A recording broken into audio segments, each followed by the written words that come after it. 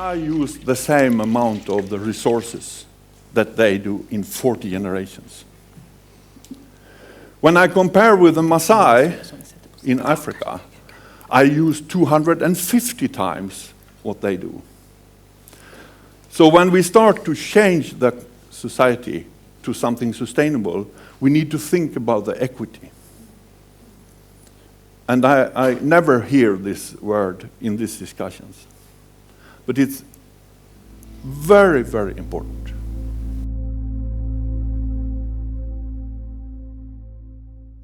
One and a half years ago, Lars Larsen was invited to Santa Fe, New Mexico, to meet with a number of the foremost scientists within the discipline of complex adaptive system science in Santa Fe. They wanted to hear how he described what mankind has created in a very short period of time that is now challenging us as species. Stuart Kaufman, who has actually invented the concept of the adjacent possible, the unknown that can emerge when something is really challenging and human intelligence is let loose to find solutions, more or less in a quantum leap. He told Lars after his seminar, "If you are right in your conclusions, the world is wrong. I need to examine and scrutinize everything you've said." 6 months later, Stuart Kaufman calls Lars and says, "Now I've checked every single figure, fact, and assumption that you have presented. And I'm afraid you are right. The world is wrong. I want a meeting in Stockholm to discuss these questions with the most sophisticated of the scientists around me." Good morning, ladies and gentlemen. I'm very, very proud and grateful to be able to welcome you to this very special day. My name is Annika Dopping, and my passion as a senior TV producer has always been to find and convey human progress in any form to as many as possible. So the moment I heard about this auspicious assembly, for the first time ever, was going to meet in Stockholm to explore whether complex systems adaptive science could help our endangered species survive in these very troubled times and help us change course to a sustainable one. I started my endeavor to see how can we share this with the public.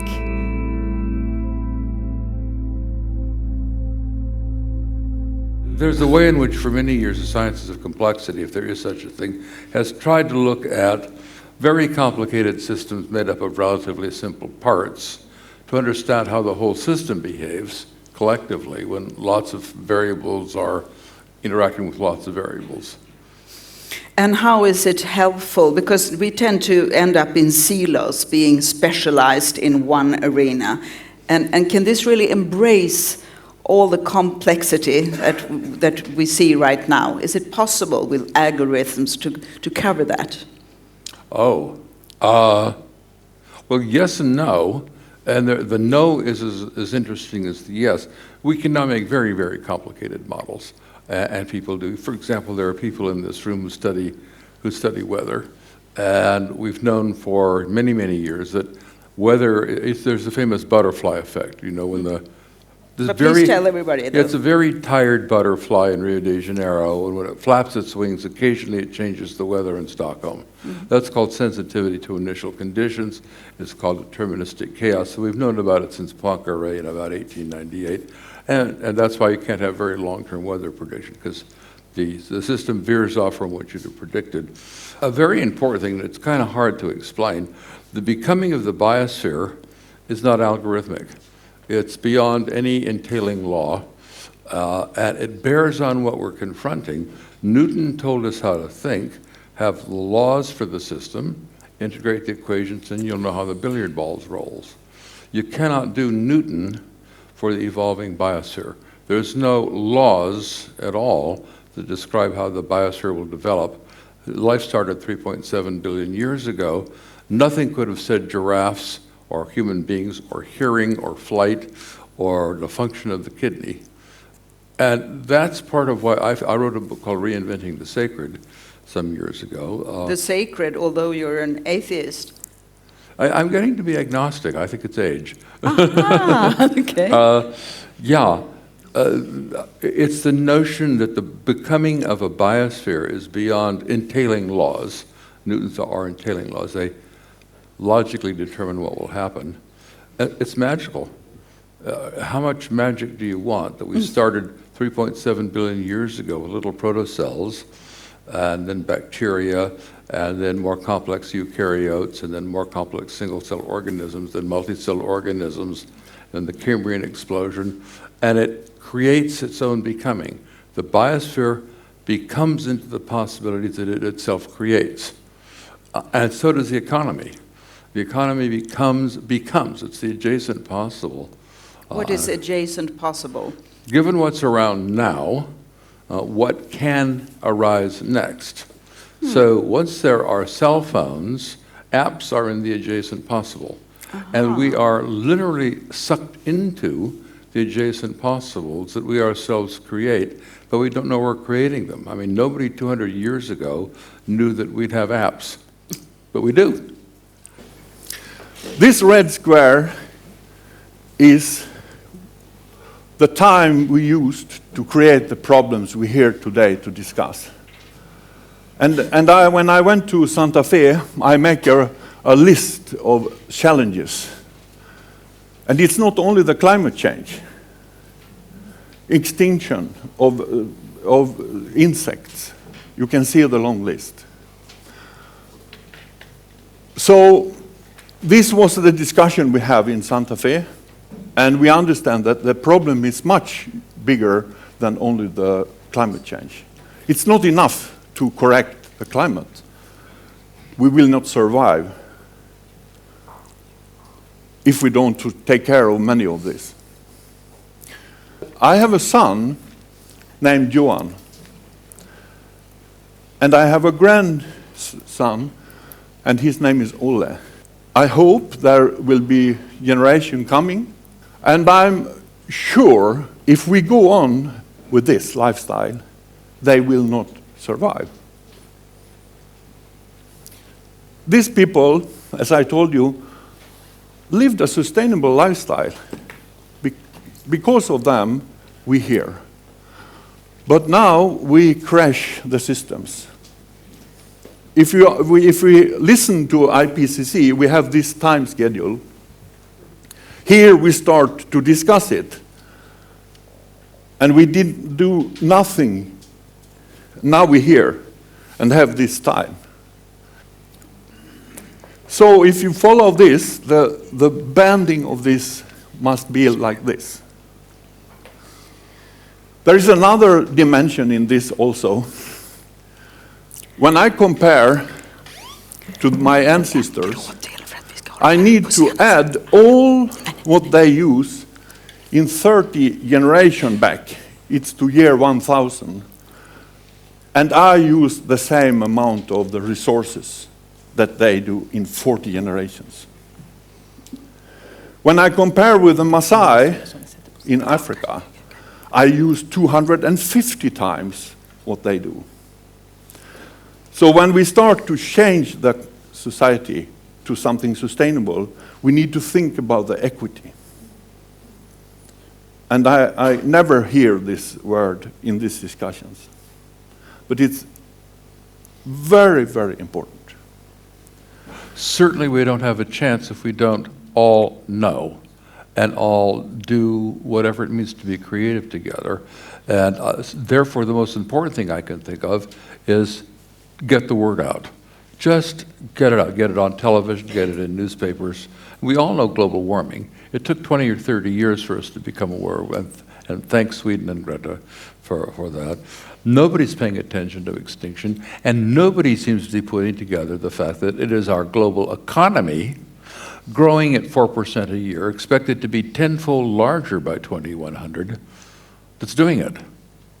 I work in the area of climate and green finance. How do we redirect financial flows so they will have less impact on the climate change and on the environment, but also how do we study the impacts of climate change on the financial system, whether they be national or global, so that we might maintain a stable financial system which does not disrupt the climate as it's doing right now. In the stock market, we started with a very interesting perspective of if we maximize the shareholders' value, we solve the issues. We give all the power to these guys and they will make the world a better place. And what do we have today? Populism. The destruction more of the nature. We have a lot of philanthropy, but I can tell you it's a fraction. It's a fraction of what the money is out there. Equity is sometimes interpreted as a value. You know, the U.S. values a tremendous amount about growth, and that happens through competition. And that is a certain way of being, you know, and it has contributed to a lot of economic advances in a lot of ways, you know, things that Stu has talked about in terms of the growth of GDP over time, which really has helped a lot of people in a lot of places in the world. But disparity doesn't have to be necessarily a part of that. So if you get out of the argument about fairness across the board and simply focus on another issue you mentioned earlier, which was trust. Can you really establish trust if you have a tremendous amount of inequity? And I think the further that disparity becomes, the higher it becomes, the harder it is to really continue a level of trust between people. I don't think we can exceed the level of trust and have what people consider to be enough justice and fairness to have a stable society going forward. All the diversity of humankind brings something special to the whole. We don't want to destroy the diversity. The body is not one single kind of cells, it's many kinds of cells. So we say, how can each society, each community, each human being contribute their own special value and ability to wealth create to the needs of the whole? And the more we become integrated in that kind of global organism, we'll become an ever-evolving, ever-advancing world civilization. And now that we've limited the might say the physical limitations, the economy should be giving us enough wealth to grow at other levels. We know that materially we can't grow forever in a limited system. In terms of our consumption, maybe if we consume less materially and use that time to build social relationships, to contribute to art and culture and science and beauty, all those things can grow forever. And that's the civilization of the future. It's going to be very rich and powerful because it will build on the commitment of every single human being on the planet in an integrated, diverse society. What we're talking about is a transformation, right? We cannot solve the things Lars's red list here. We cannot solve that in the system where we are operating at the moment. That's not possible. So then we have to think about how do you change systems? How does that work? And one of my favorite thinkers is a systems thinker and farmer called Donella Meadows. She's most famous for being a co-author of the Limits to Growth report. So, you know, when you're talking about the problem of growth, that's like that knowledge is older than I am. We know these things. And they wrote that book and they got ridiculed for it. And now it turns out that, you know, what they said is just playing out in hindsight. But what she's saying about changing systems is very interesting. So if you have the system over there, there's the system, the round thing, and here's your lever. If you're working here, you don't have so much leverage. Here are the constants, the parameters, the numbers, how much carbon dioxide we spew out, how much investment goes into renewables, how much organic food people are eating, how many electric cars are sold, you know, these things that we can measure. Here are the things that we can measure. And Donella Meadows, she said that we tend to spend 99% of our attention goes here. This is what we're thinking about, because this is what we can measure. So this is what's visible. Here's where we are when we think we're changing, but we don't have any leverage. We don't shift systems when we are thinking here. Here's the system goal. So what are we striving for? And what Merle said is we're striving for increase in GDP, right? So that's our overarching goals. We have many goals, but that's like the goal. And here things are here's where the real leverage is. The paradigm used to design the system, the power to shift paradigm to deal with new challenges. In other words, what does the world look like? Who are we? What's important? And this is an explanation to why there was a huge, this is another way of viewing what the indigenous people said, what you said in the beginning, a value shift for survival. This is here. These are the values. What's important? Here's the thing to bear in mind. What's the recovery time from climate change? It may be in the order of hundreds to thousands of years. But the situation is far worse. We are in the midst of a mass extinction. The United Nations last May reported that by 2050, 30 years from now, 1 million species, 20% of the standing diversity of the planet, will be extinct. 20%, 1 million. Now, bear in mind that before a species goes extinct, its population numbers drop. Well, that's apparently happening all over. I saw a report recently that jaguars in South America and Mesoamerica are dying in their vast range. So populations are falling, insects are falling. So we're on the way to a mass extinction. A mass extinction is 75% more of all species going extinct. There's been 5 in the past 550 million years. The biggest is the Permian. 97% of all species went extinct. How big is this extinction event going to be?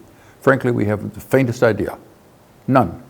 And meanwhile, our economy is growing at 4% and will be 10 times larger, invading every habitat on the planet, moving species from one to another environment. And sometimes they fit in, the species fits into the new environment. Sometimes it wreaks havoc on that new environment. The recovery from a mass extinction isn't in the thousands of years, it's in the millions of years, and we're not going to survive it. This is our paradigm. And it's very old. It's even older than you had in your graph. I think this is Aristotle's model, where you have humans in the top of a hierarchy, or not humans, by the way, men, right? So women are here, closer to the whales. And then we have the animals and the plants and the fungi and everything. This is a fundamental assumption in the Western culture, is that we are, and it's not in the picture, but we are separate from the living world. And we have the power and the right and the duty to control it and to dominate it. But the two legitimizing voices of the Western culture, which is Christianity and science, they both agree strongly that this is the case.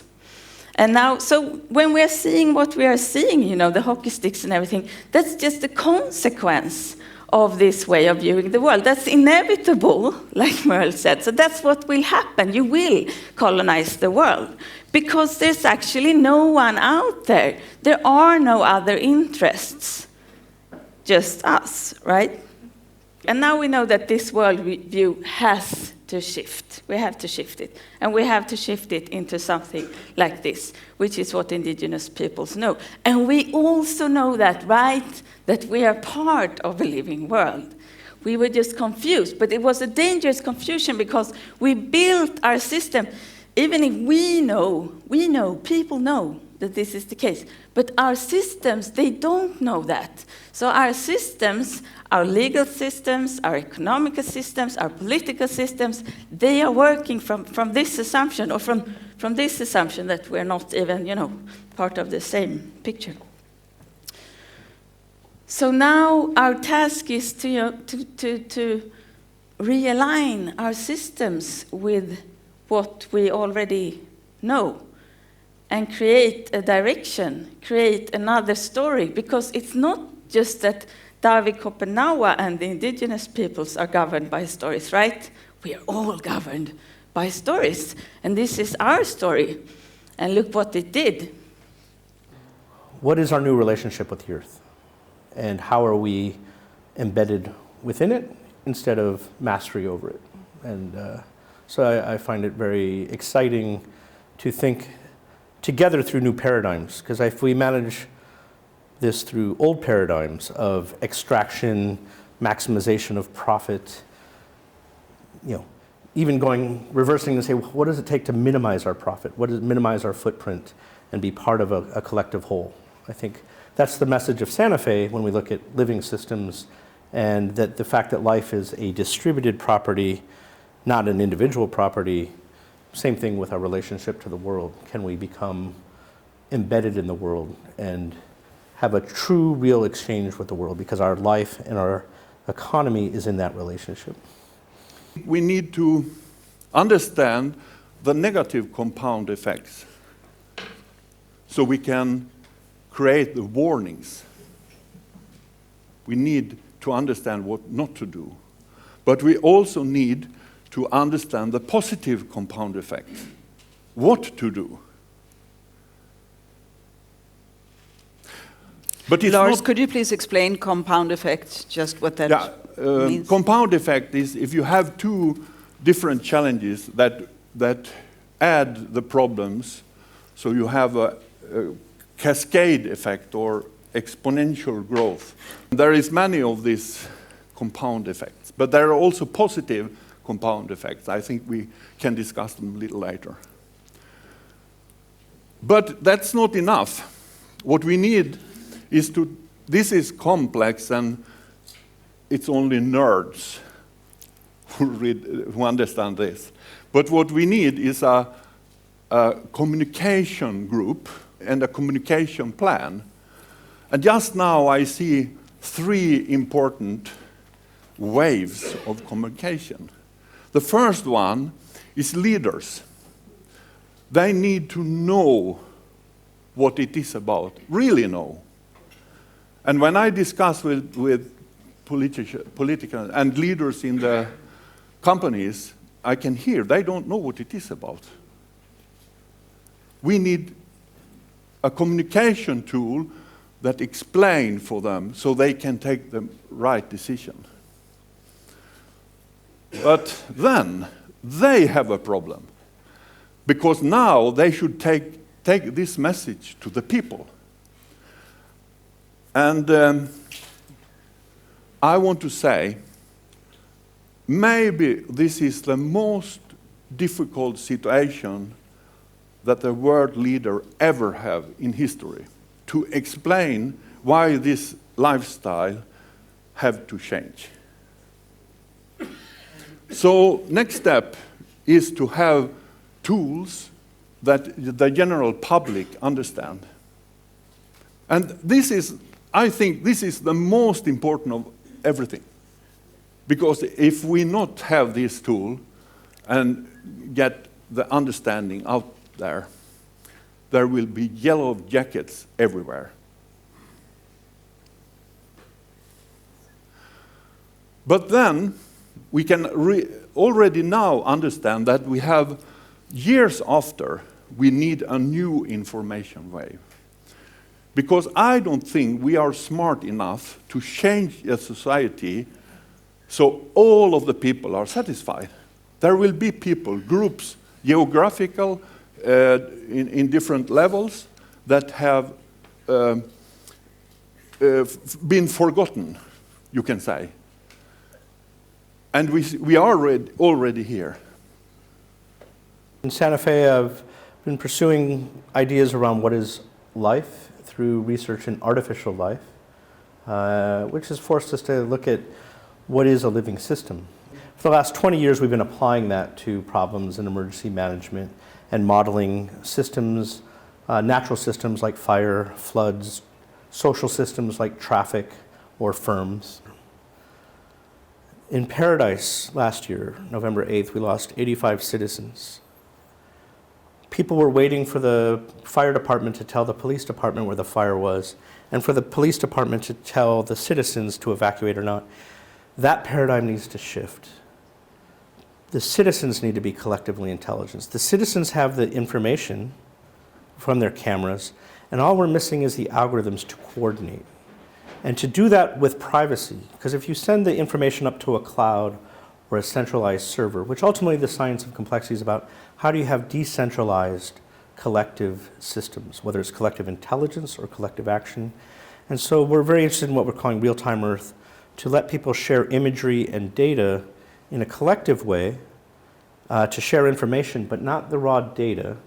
And we call that approach surveillance. There's a term at MIT and Steve Mann. Sous in the French sense of S-O-U-S, compared to sur, from under instead of over. And surveillance is the Big Brother, 1984, where the people that are observing are anonymous and your privacy is gone. Surveillance flips that, where I have privacy and whoever observed me is known. A terribly important component is that we combine the need to change with the possibilities for what could be. And so you could ask about children and education. What will the children of today, my grandchildren, what future will they envision that is not only different, but equally better? Can they see a world where we use less energy, or we use energy differently, or we live differently in a way that they see as being better than what we currently have? Is a more fair world a better world, even if some people have less than what they have now, which is probably a lot more than most of us need anyway.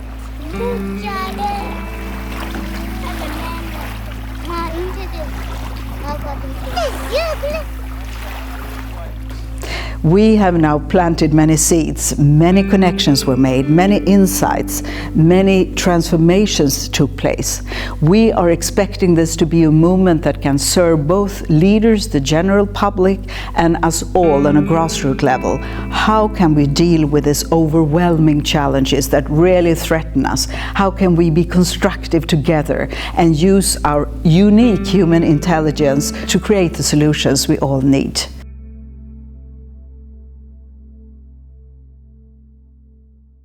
We have to reinvent the sacred, and that has to be part of an emerging global civilization. 30 or 40 civilizations around the globe are weaving together. There's a rebellion against it in fears of being inundated by another culture. For example, that's part of, I think, what's going on in the Muslim world.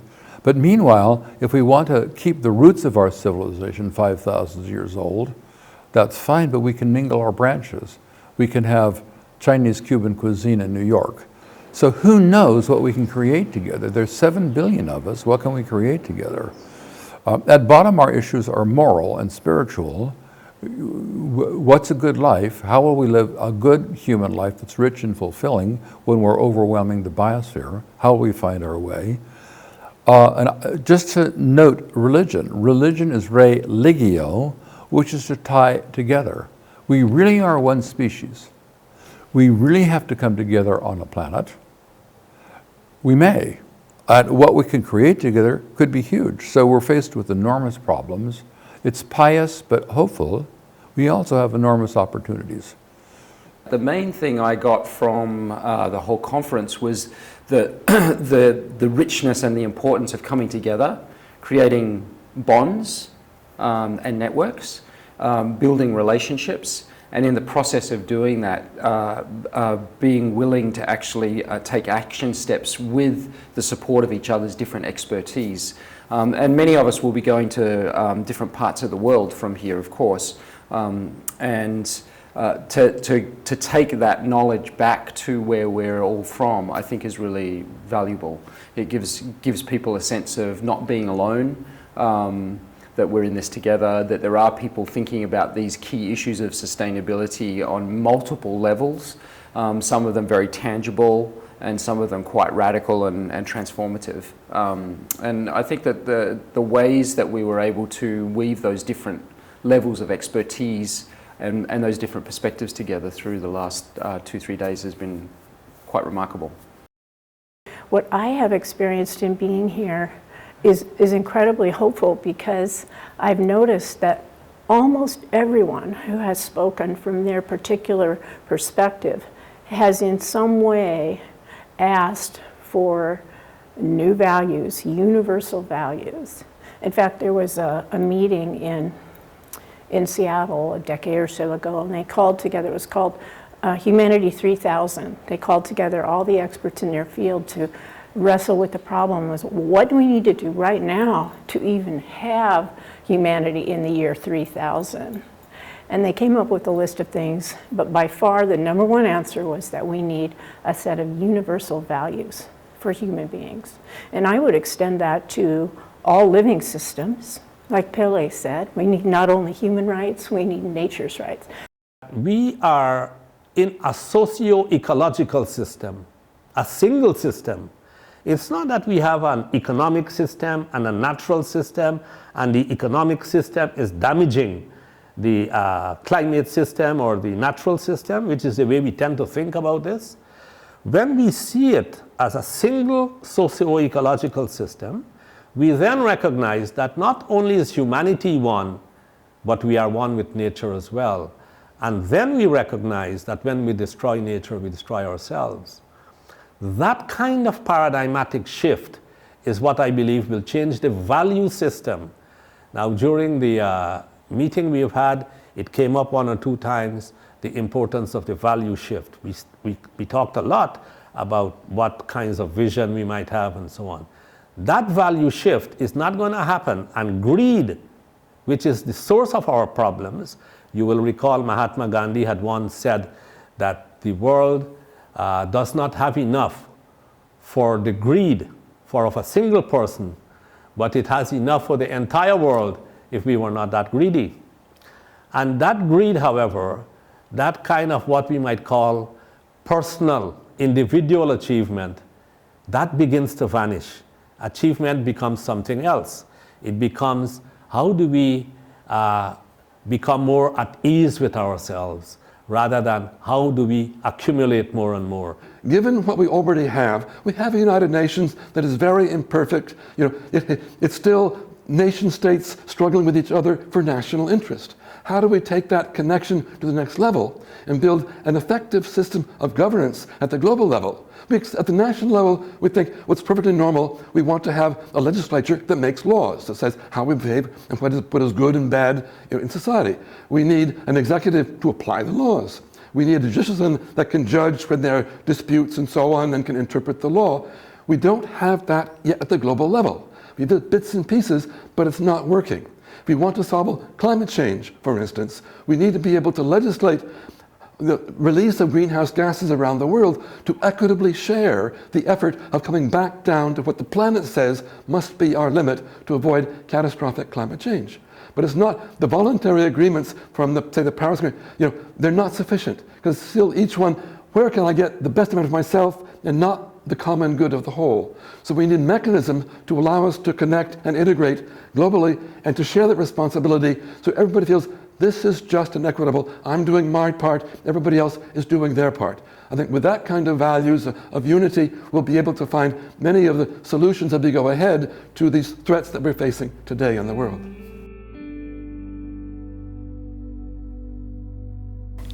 The timing is here, the need is here, the resources are out there. Please come and participate in helping mankind in an explorative adventure we've never encountered before to see what can emerge.